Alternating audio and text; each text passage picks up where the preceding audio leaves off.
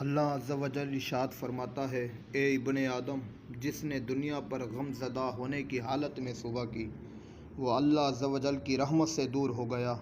دنیا میں محنت برداشت کی اور آخرت میں مشقت اٹھائی، اللہ عز و جل نے اس کے دل میں ایسا رنج و غم ڈال دیا جو اس سے کبھی جدا نہ ہوگا، ایسی مصروفیت لازم کر دی جس سے وہ کبھی فارغ نہ ہوگا، ایسے فقر میں مبتلا کر دیا جس سے کبھی چھٹکارا نہ پائے گا، اور اس کے دل میں ایسی امیدیں پیدا کر دیں جو اسے ہمیشہ مصروف رکھیں گی۔